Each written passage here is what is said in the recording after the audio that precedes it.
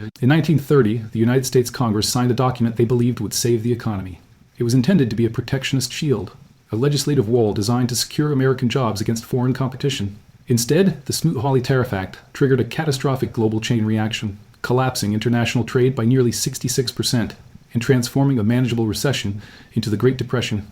We are often told that history does not repeat itself, but right now the economic charts suggest it is rhyming with terrifying precision. The blueprint has returned. The proposal for a second Trump term involves a dramatic escalation, a 60% tariff on everything entering from China, and a blanket 10 to 20% tax on imports from every other nation on Earth. On the campaign trail, this is branded as America First, but to objective economists, this mechanism is known as the invisible thief. It is a levy that will never appear on your IRS filings, yet independent studies confirm it could silently siphon $1,700, 0 cents, from the average American household every single year.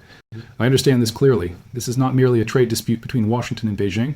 This is a conflict between political ambition and mathematical reality. And in this war, the primary casualty is not the foreign exporter, it is the domestic middle class. In the next 20 minutes, we are going to decode the forgotten files of the chicken war, dismantle the expensive myth of tariff-based job creation, and explain why the political elite from both parties refuse to let this weapon die. If you think your purchasing power is safe from a trade war that technically started decades ago, you are looking at the wrong data. The trap was set in 1963. The game has already begun. To understand the mechanism of the coming trade war, we must first analyze a seemingly absurd conflict from the Cold War era. In economic textbooks, it is trivialized as the chicken war, but in the halls of power, it serves as the definitive case study on the permanence of government intervention. The year was 1962. Post-World War II, West Germany was experiencing an economic miracle, and with newfound wealth came a shift in diet. Germans began consuming massive quantities of poultry, specifically American frozen chicken, which was cheaper and more readily available than local produce. By the middle of that year, U.S. farmers were on track to export over $50 million, 0 cents worth of poultry to West Germany, equivalent to $500 million in today's purchasing power. This efficiency threatened European agrarian interests. In response, the entity that would eventually become the European Union imposed a heavy tariff. The price of a standard 5-pound American chicken in Germany skyrocketed from $1.60 to $2.25, almost overnight. Imports collapsed. American farmers were furious, and Washington needed leverage. The Johnson administration decided that if they wanted to hurt the German economy, they had to target its crown jewel, the automotive industry. The United States retaliated not with chickens, but with a crushing 25% tariff on light trucks. This was a precision strike aimed directly at the Volkswagen Type 2, which was gaining popularity in the American market. The results were immediate and devastating for German manufacturers. Volkswagen's truck sales in the US fell by half and never truly recovered. On the surface, the tariff did its job. It punished the foreign competitor and protected domestic interests. However, this is where the history lesson shifts into a warning about systemic inertia. The chicken war technically ended decades ago. U.S. chicken farmers have long since ceased to care about the West German market. Yet, if you look at the U.S. tax code today, that 25% tariff on imported light trucks is still there. This phenomenon is what political economists call the ratchet effect. Government powers, once expanded, rarely contract. When a tariff is introduced, it creates a new baseline for domestic corporations. In this case, American automakers like Ford and General Motors became addicted to the 25% protection barrier. They formed powerful interest groups to lobby Washington to keep the tax in place, not because of a diplomatic dispute with Germany, but because it allowed them to dominate the market without needing to compete on price or innovation. We are currently living with the expensive legacy of a diplomatic argument from 1963. A temporary measure designed for a specific geopolitical moment has calcified into a permanent tax on the American consumer. This demonstrates a fundamental law of trade wars. They are easy to start, but politically impossible to stop. The moment a tariff is enacted, it ceases to be a tool of foreign policy and becomes a protected asset for domestic lobbyists. A decision made by Lyndon B. Johnson is still dictating the price you pay for a pickup truck in 2025. But to understand the full extent of the damage, we must move beyond the history books and look at the invisible invoice attached to every import. Because, contrary to political rhetoric, foreign nations do not pay these taxes, you do. To dismantle the tariff narrative, we must first trace the physical flow of money.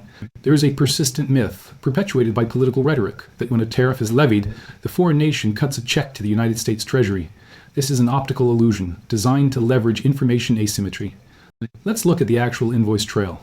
When a container ship from Shanghai docks at the port of Long Beach, the Chinese government is nowhere to be found. The entity responsible for clearing those goods is the U.S. importer, an American company. Before those goods can cross the legal threshold into the domestic market, that American company must wire the tariff funds directly to U.S. Customs and Border Protection. The Chinese exporter has already been paid. The cost has now landed entirely on the balance sheet of the American business. Here is the friction point. Most importers, whether they are retail giants or small component manufacturers, operate on razor-thin margins. They simply do not have the liquidity to absorb a 10%, 20%, or 60% tax hike. They face a binary choice: go bankrupt or pass that cost down the line. Inevitably, they choose survival. The cost is transferred to the distributor, then to the retailer, and finally to you. But the mechanism the most dangerous effect of tariffs isn't that imported goods get expensive. It's that domestic goods get expensive too. Let's examine the 2018 washing machine tariffs as a forensic case study. The logic sold to the public was simple. If we tax LG and Samsung machines imported from overseas, they become more expensive. This should theoretically drive consumers toward American-made Whirlpool machines, which should remain cheap. That is not what happened. When the price of imported washing machines spiked due to the tariffs, U.S. manufacturers did not hold their prices steady to cap. Instead, they raised their prices to match the foreign competition. This is a phenomenon known in behavioral economics as opportunistic pricing. Domestic corporations realized that the tariff had artificially raised the price floor of the entire market. With their competitors forced to sell at a premium, American companies saw an opportunity to expand their profit margins without improving their product.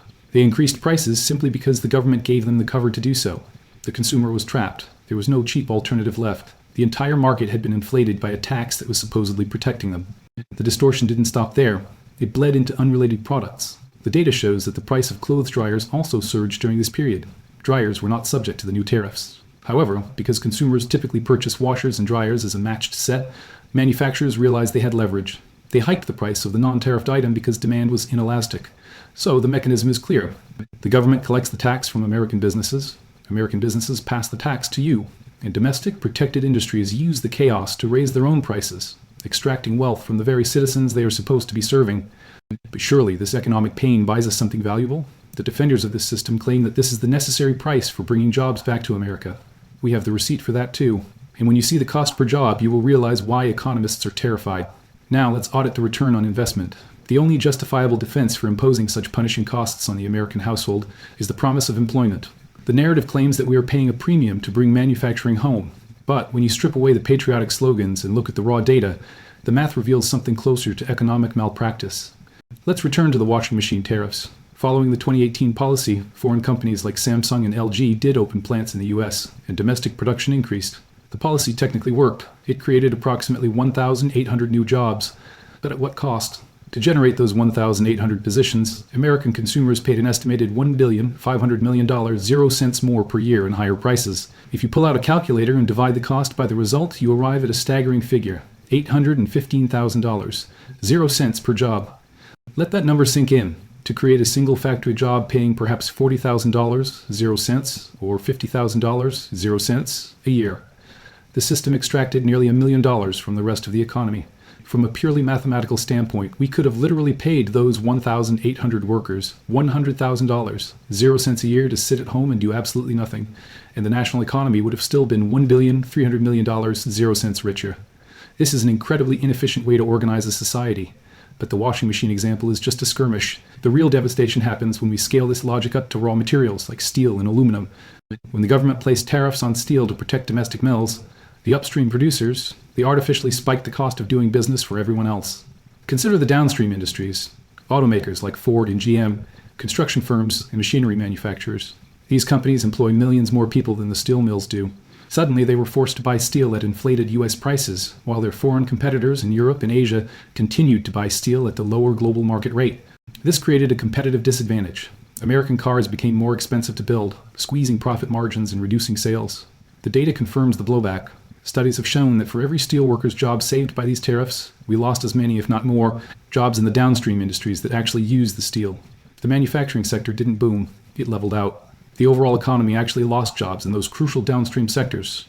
So, what are we actually looking at? This is not wealth creation, it is wealth redistribution. We are witnessing a system that siphons money from the pockets of millions of consumers and efficient competitive industries, and funnels it into the accounts of a small, protected group of producers. It is a negative-sum game where the winner takes a little, and the losers lose a lot. If the math is this bad, if the cost per job is nearly $1 million, and the net result is job loss, why do politicians keep doing it? Why did the Biden administration keep Trump's tariffs? The answer lies not in economics, but in the dark mechanics of political survival. In the theater of American politics, we are conditioned to believe there are two sides. But when you open the ledger of trade policy, the distinction vanishes. If you are looking for evidence that the system is rigged against economic logic, look no further than the transition from Donald Trump to Joe Biden. Biden campaigned on reversing the isolationist errors of his predecessor, yet once installed in the Oval Office, he did not tear down the tariff wall. He reinforced it. A comprehensive review by the Biden administration concluded that Trump's tariffs should not only remain but in some cases be increased. Why would a president keep a policy that his own party's economists admit is flawed? Because the moment a tariff is born, it gains a political bodyguard. First, consider the interest group trap. Once a barrier is erected, domestic corporations, whether in steel, solar, or automotive, become addicted to that artificial advantage. They gain market share not by innovating or lowering costs, but by legislation. To them, the tariff is not a policy, it is a profit margin. They deploy armies of lobbyists to Washington to ensure that protection never expires. For a politician, removing a tariff is political suicide. It means angering a concentrated, well-funded group of donors to save a few dollars for a dispersed, unorganized public. Second, tariffs are weaponized as bargaining chips. In the cold calculus of the State Department, the economic pain of the American family is a secondary concern. The primary goal is leverage. The logic dictates, why should we unilaterally remove our tariffs if China hasn't changed its behavior? The U.S. government holds these taxes in place to force concessions from foreign rivals.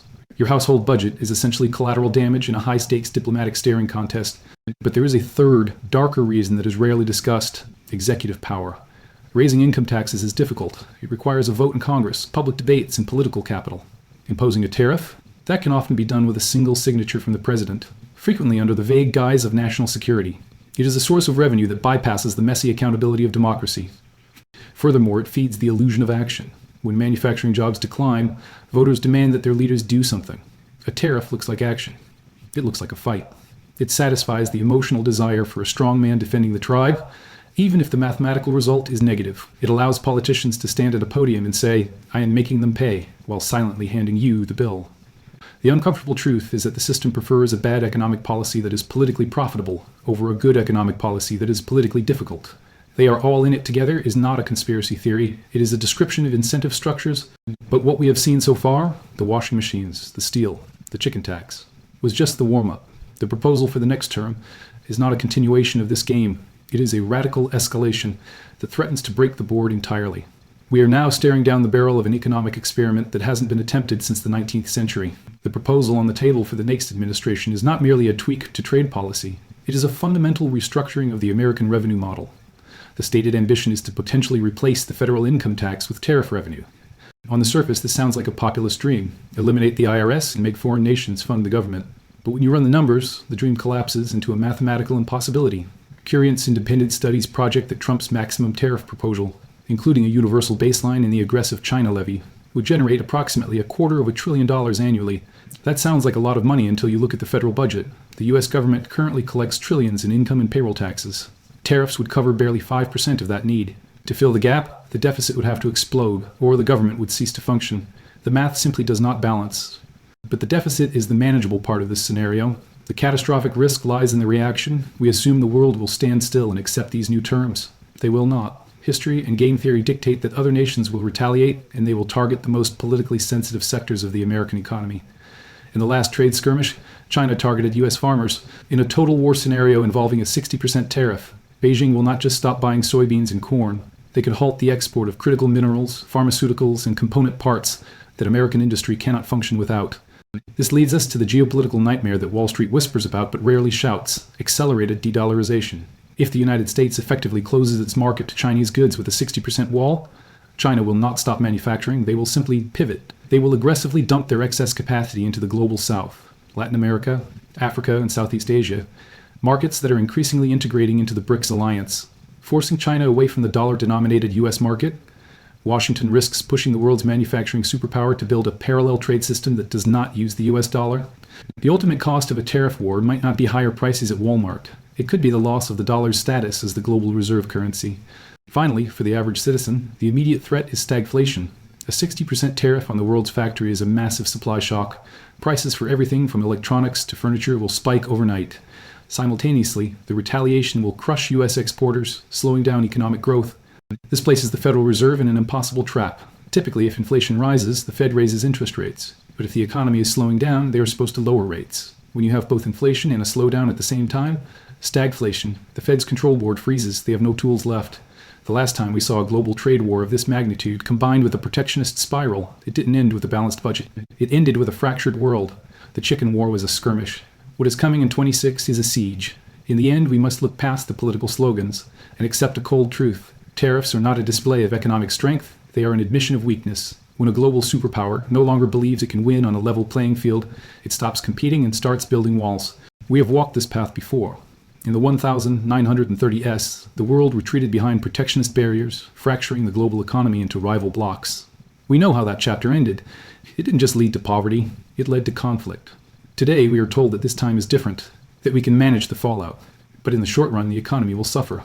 And in the long run, no one truly knows. Or perhaps if you listen closely to the echoes of the past, history has already given us the answer.